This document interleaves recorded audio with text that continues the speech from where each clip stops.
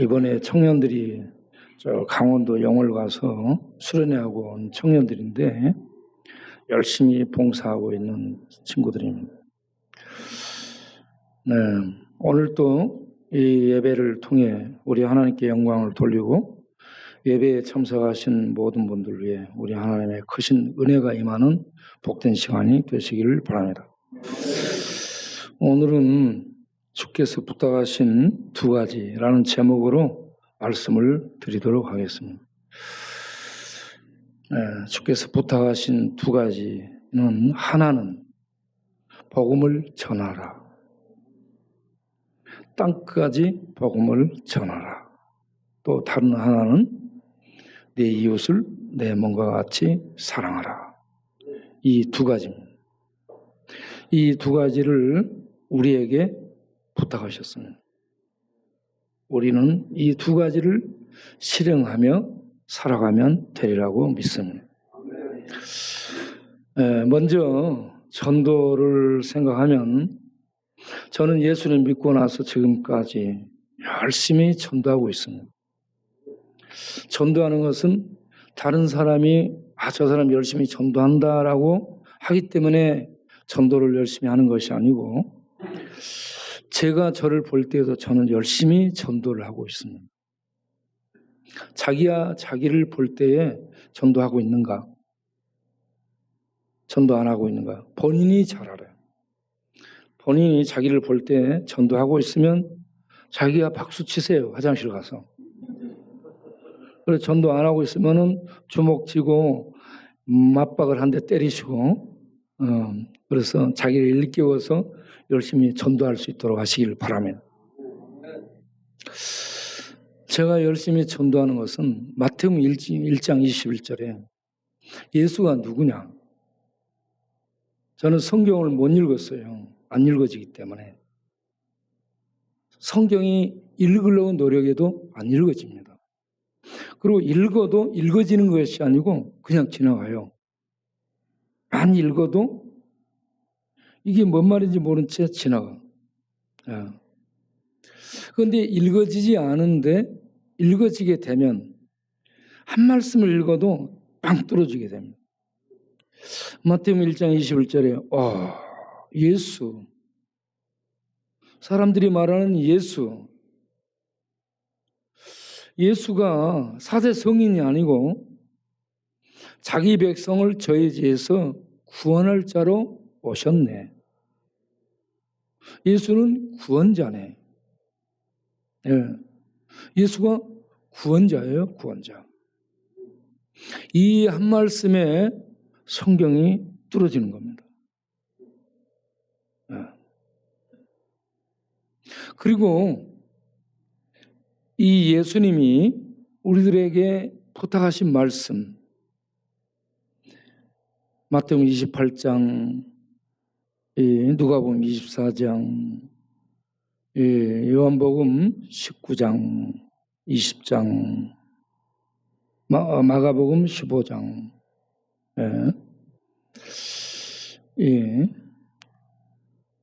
보면 전부 다 복음을 전하라라고 맡기고 있습니다.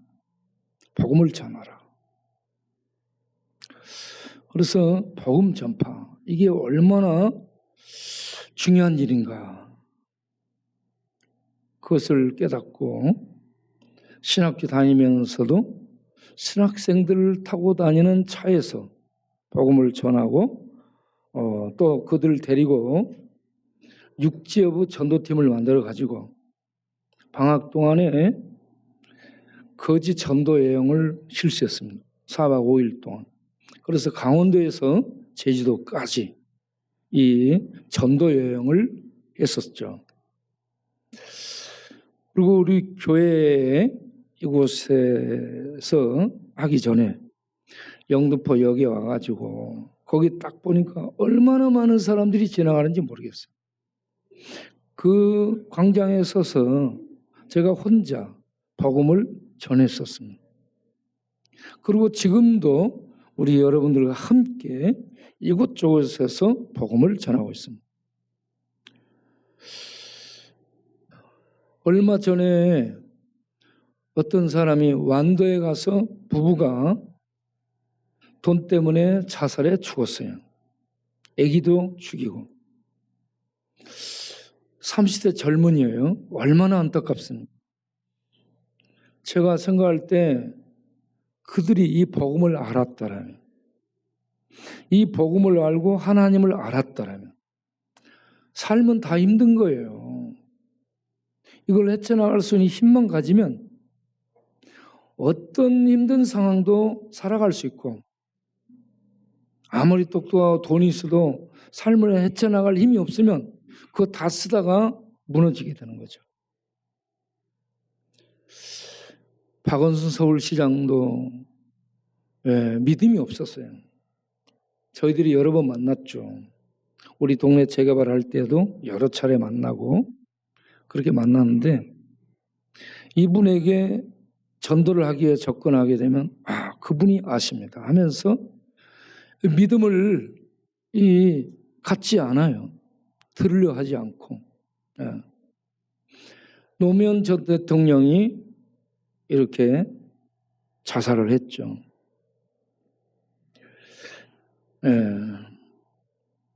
권력의 수장을 지낸 사람이 법에 의해서 추적을 당하게 되죠. 그래서 대통령을 지내고 나면 법적 기관에 의해서 보호가 되거나 그래야 될 텐데, 법의 칼이 오히려 목을 조여오고 그러기 때문에 견디지를 못한 거죠. 대통령 되기까지 얼마나 치열한 싸움을 합니까? 대통령이 돼서 얼마나 이 많은 의견을 들으며 통치를 해야 됩니까? 그리고 하고 나서 잘한 것 같은데 하고 나서 잘못했다고 법이 추적을 해와. 이걸 견디지를 못하는 거죠. 그래서 참 이게 우리나라 대통령들은 전부 감옥 가는데 이걸 법적으로 좀 보호를 해줘야 되지 않는가, 저는 개인적으로 그런 생각합니다. 왜냐하면 전부 죄인들이고 그들의 지혜가 하늘의 빛에 이르지 못하기 때문에 전문가들의 도움을 받아도 다 땅 아래에 있고요. 거기서 거기거든요. 그 특별한 게 없어요. 그런데 이걸 다 추적하게 되면 뭔가 잘 걸리고 그렇습니다. 그래서 그런 예우로 뒷조선을 하지 않고 감옥에 가도록 하지 않는 이런 것들을 법적 장치로 마련하면 좋지 않을까, 이런 생각을 해봤습니다. 어쨌든 이런 대통령, 서울시장, 그리고 살기 위해서 허덕이는 시민, 할 것 없이 자살을 해서 죽었습니다. 저는 그들이 주님을 알았더라면, 하나님을 알았더라면, 그 하나님을 붙들고 의지해서 살 수 있었지 않을까, 이런 생각을 해보죠. 이번에 조도로 전도여행을 가게 됩니다. 조도는 세월호가 빠져서 죽은 곳이에요. 세월호가 빠졌을 때 몇 시간이 있었습니다. 완전히 가라앉지 않고. 그때 주변에서 구조선이 접근을 해서 그들을 태웠으면 살게 됐어요. 구조선 접근을 막았으면. 구조선 접근을 막았다니까. 해경이 늦어도 뭐 1시간이면 도착할 수 있어요. 서너 시간을 또 있었으니까. 그러면 주변에 섬마을에 어선들이 많잖아. 그들을 출동시켜도 살 수 있습니다. 여기에 뭔가 시스템이 잘못된 거예요, 지금. 왜 접근을 못하게 했는지. 접근해서 다가갔으면 살 수 있었어요. 구조선. 그런데 거기에 살아남은 사람이 선장이잖아. 선장이 제일 먼저 몇 명 함께 이렇게 구조선에 옮겨 타게 되죠. 예. 선장도 참 잘못한 게 자기는 그 밖에 나와 있고 거기에 타고 있는 학생들은 밖으로 못 나오게 했다는 거죠. 이 뭔가 전체가 나오지 못하게 하는 것도 문제고 지는 나와 있고 그리고 구조선에 접근하면 허락을 해야 되는데 접근을 막고 이게 참 뭔가 문제가 있어요. 서너 시간이면 충분히 이들이 살아남을 수 있는 시간이에요. 예. 이 세월호가 빠져 죽은 그 조도 섬에 전도를 가는 겁니다. 아직도 이것이 밝혀지지 않고 있는 거죠. 그 전에 타이타닉을 보게 되면 타이타닉이 조각이 나죠. 깨집니다. 타이타닉이 깨지고 그때에 떨어지는 바다로 떨어지는 그때에 타이타닉 위에서 배 갑판에서 이 고급 뮤지션들 여기저기 고급 무대에 불려다니면서 이 연주를 해서 먹고 산 이 악단이라고 할 수 있는 이들이 다시 나와서 거기에서 찬양을 하게 됩니다. 그때 찬양 마지막 연주하는 찬양이 네 줄 가까이 하게 하면 네 줄을 가까이 하게 하면 예. 배에서 지금 차디찬 바다 죽음의 세계로 떨어져요. 떨어져 내리는 그때에 네 줄을 가까이 하게 하면 찬양을 전합니다. 이 찬양을 통해서 떨어지는 그들이 줄을 붙들고 떨어질 수 있도록. 예. 그 타이타닉이 바다에서 깨져 죽어갈 때 구명정 보트에 탄 사람들은 살아남게 됩니다. 구명정 보트가 필요한 거예요. 세월호는 구조선이 필요 있고 우리 동네에 이 하야시의 조카 충이라고 있었어요. 그 애가 권투를 했죠. 권투를 나가기 전에 저한테 와서 기도를 해달라고 기도를 받고 갔습니다. 이 친구가 몸이 그렇게 날렵한 친구인데 나중에 건물 외벽 청소를 하는 일을 했습니다. 우리 교회도 와가지고 한 2번 외벽 청소를 해준 적이 있습니다. 야, 얼마 주면 되나? 그러니까 목사님 저에게 베풀어진 은혜가 많은데 제가 그냥 해드리겠습니다. 그냥 해주겠다고 이렇게 닦아줬습니다. 아주 날렵하고 그거 베테랑이에요. 그 팀을 이끄는 팀장이에요.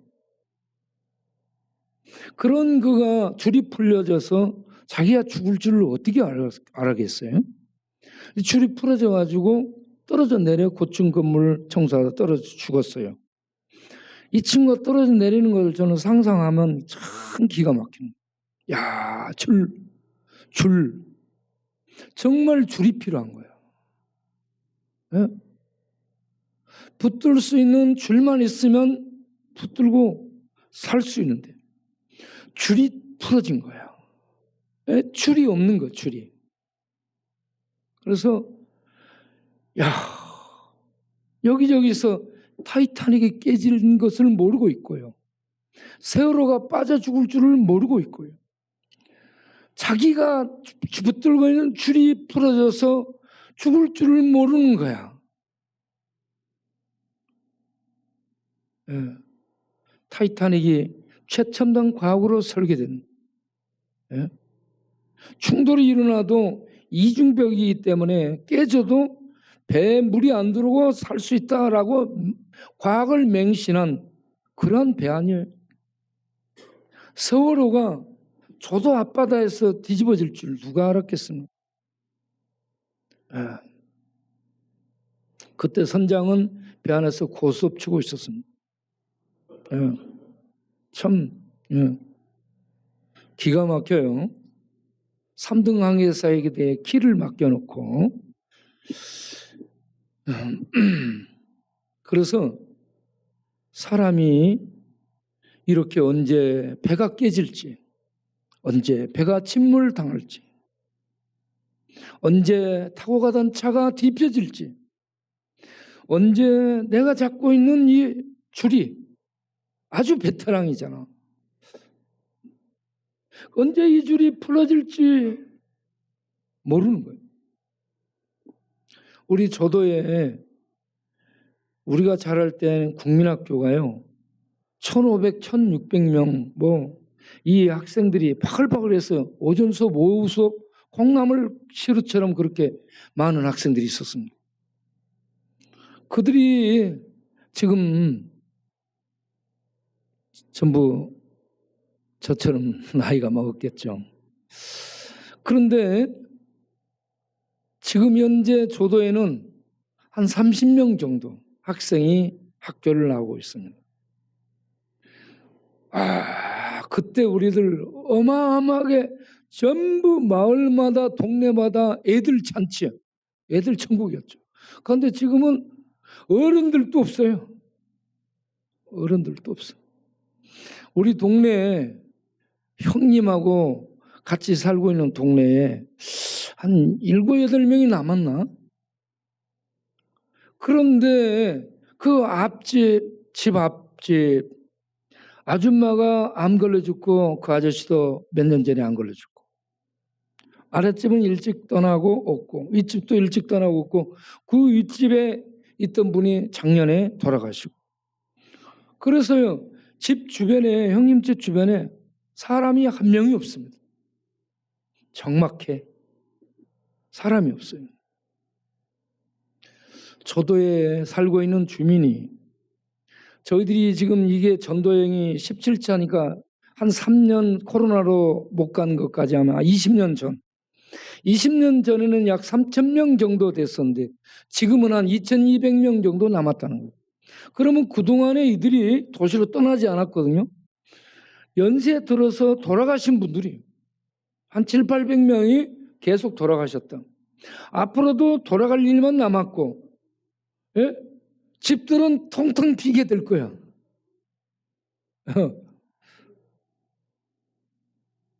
그래 제 마음이 바빠지는 거 있잖아요. 야, 이분들 돌아가시기 전에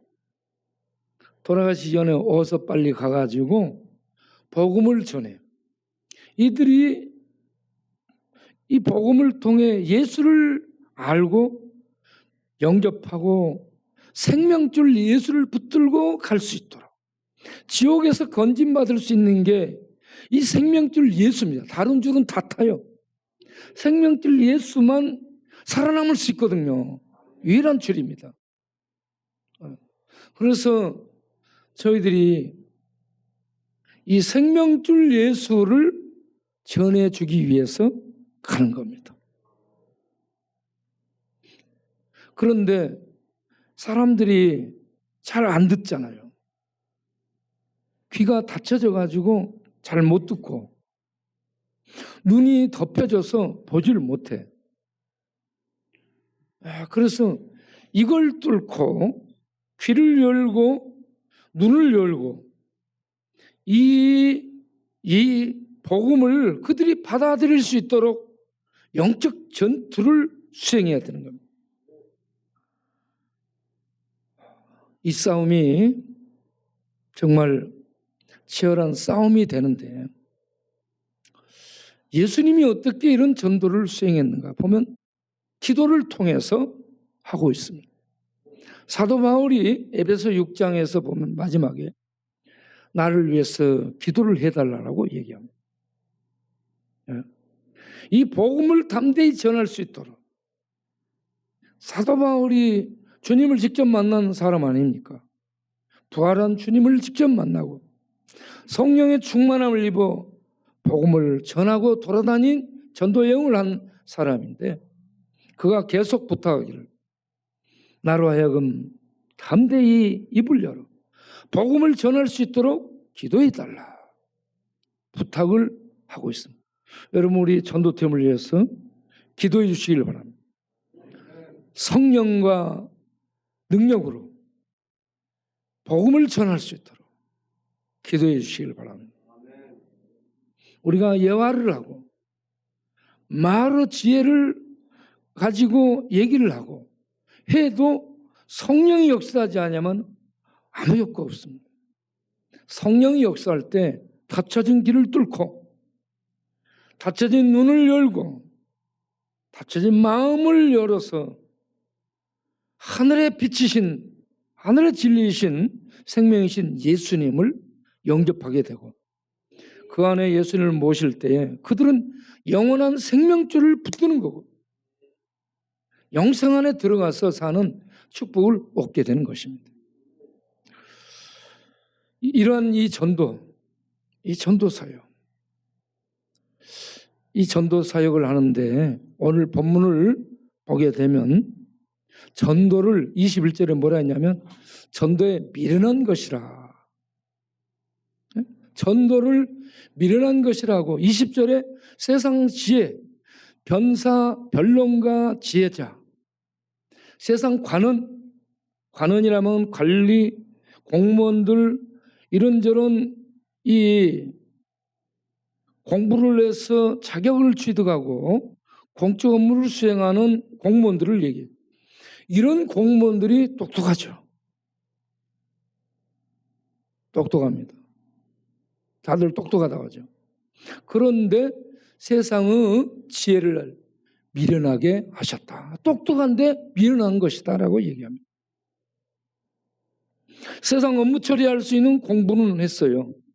시험 공부해서 거기에 합격을 했어요. 어느 정도 업무 처리할 수 있는 기본은 돼. 그런데 더 이상 나가는 지혜는 없다.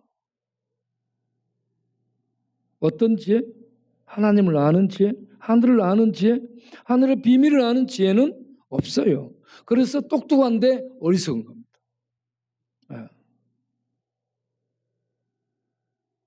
그런 이 세상에, 그런 세상에 전도에 미련한 것을 통해 전도가 미련한 것으로 표현이 되고 있죠. 21절에 전도에 미련한 것으로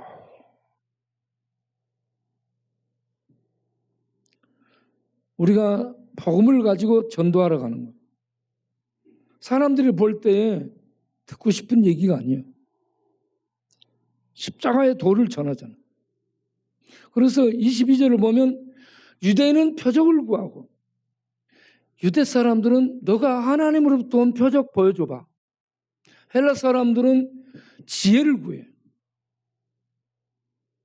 철학적 지혜를 추구하는 겁니다.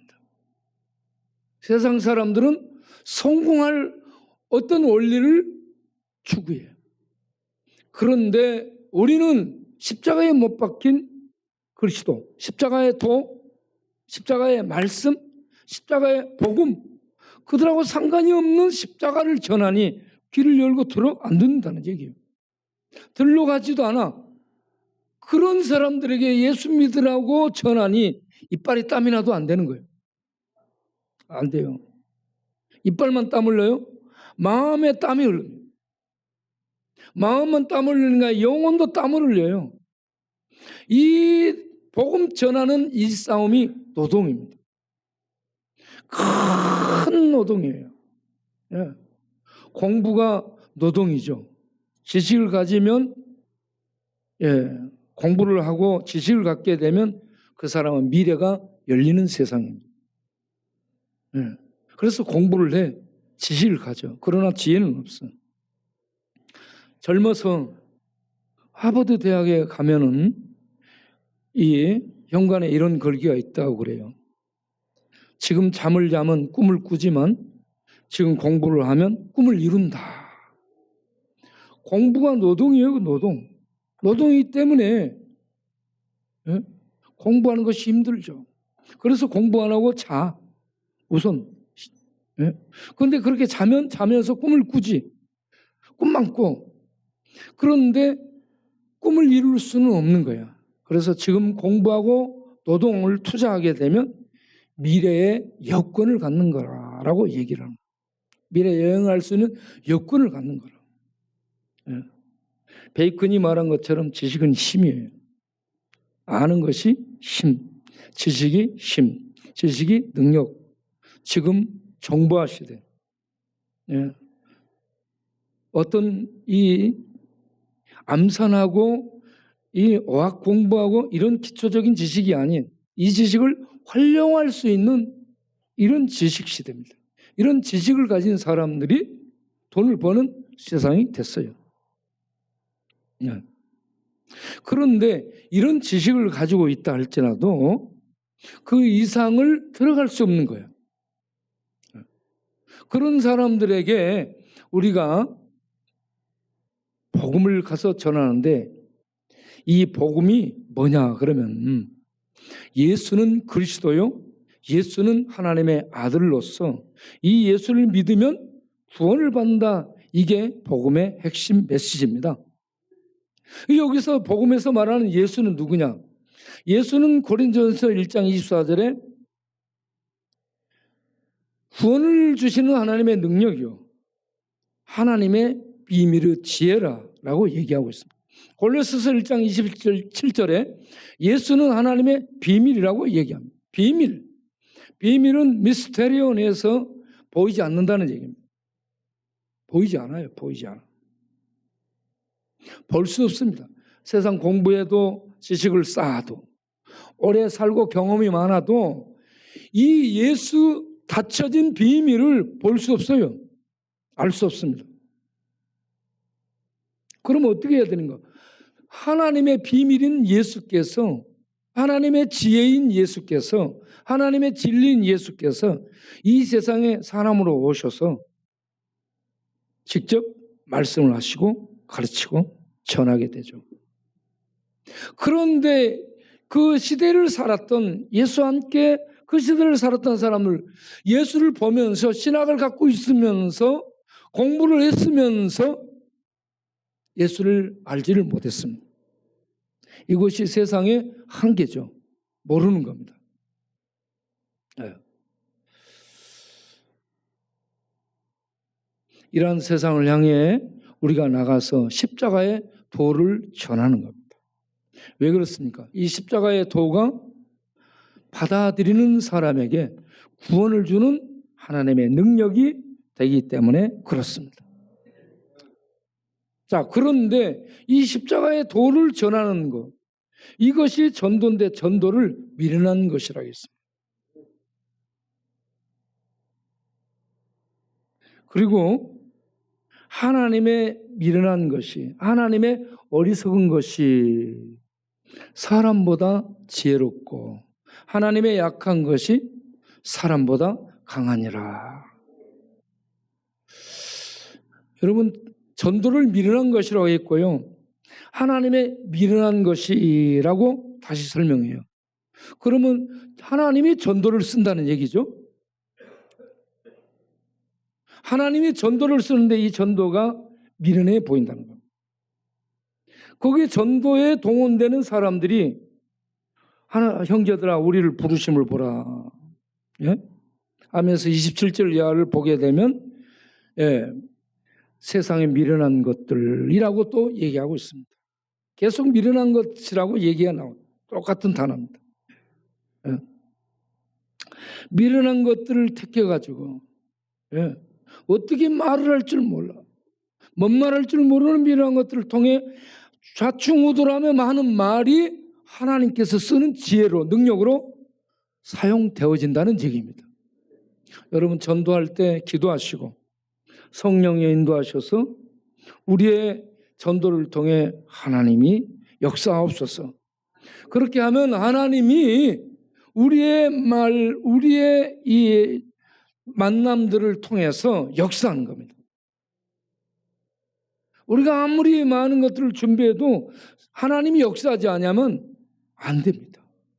다음에 오라고, 안 듣겠다고, 그렇습니다. 그런데 하나님이 역사하면 어느 순간에 아무 말도 안 했는데, 별 말도 아닌데 예수 믿겠다. 그래서 전도가 미련해 보이는 거예요. 그런데 전도를 하는데 우리 미련한 자를 쓰신다. 여러분들이 이번에 초도에 전도여행을 가고 또 우리가 이곳에서 전도를 하고 이런 모든 데 쓰임을 받는데 어찌할 바를 모르고 하잖아요. 우리가. 하나님 그러함에도 우리를 사용하여 주옵소서. 머리 좋은 사람들만 뽑아가지고 IQ 몇 이상 되는 사람, 서울대 나온 사람, 하버드 나온 사람 이런 사람들만 뽑아가지고 전도팀을 만들어서 전도시킨다. 하나님이 이렇게 하면 더 잘할 수 있지 않겠나? 그런 생각이 들지 않아요? 그런데 우리는 뭐 이 바다 저 바다 근처도 안 가봤어. 예? 그런 우리를 이렇게 불러가지고 저 바다를 가서 전하라. 야, 하나님 이거 말이 안 되는 것 같은데. 그러니까 하나님이 얼마나 이렇게 미련한가라는 생각이 들죠. 그런데 하나님은 그러한 방법을 통해서 사람을 구원해내는 역사를 일으키잖아. 이 얼마나 하나님이 능력 있는 분인가를 알 수 있잖아요. 네. 그래서 우리는 하나님 믿고 나가서 말이 안 되는 말을 하면 하나님이 역사하신다. 예. 이거 박사학위 없어도 가능합니다. 예. 하버드 저 바다 이 바다 안 가도 되는 거예요. 예. 그래서 여러분 담대히 하나님이 나를 부르셔서 이 일에 쓰신다라는 믿음과 확신을 가지고 나가서 하나님 사용하옵소서 하며 일을 하는 전도를 하는 우리가 되기를 바랍니다. 그런데 이렇게 전도하는 것과 마태복음 25장을 가서 보게 되면 31절부터 40절까지 오늘 읽었죠. 거기에 이 인자가 다시 오신다라고 얘기합니다. 그리고 인자가 다시 오되 보좌에 앉은다라고 얘기합니다. 인자가 영광으로 오시고 보좌에 앉는다. 보좌에 앉는다는 것은 왕이라는 얘기입니다. 그리고 40절을 보게 되면 임금이라고 얘기합니다. 왕이라는 얘기죠. 그래서 인자는 예수님을 칭하는 메시아 칭호죠. 메시아신 예수님이 사람의 아들의 모습으로 그때는 이 땅에 다시 나타나게 되는데 그때는 천군 천사와 함께 보좌에 앉는다는 얘기예요.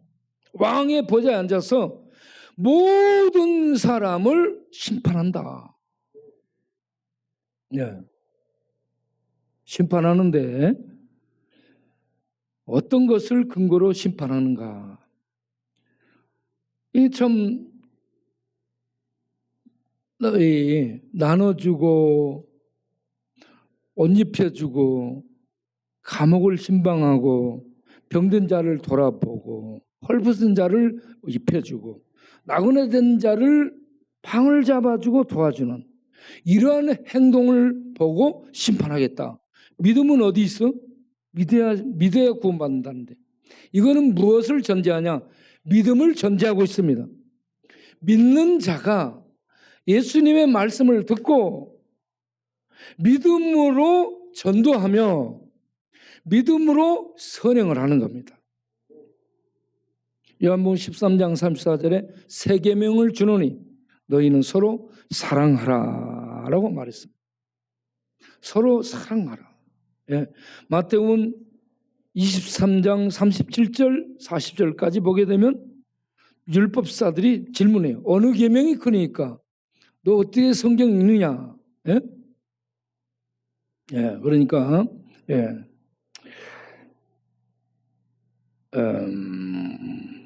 이게 아닌데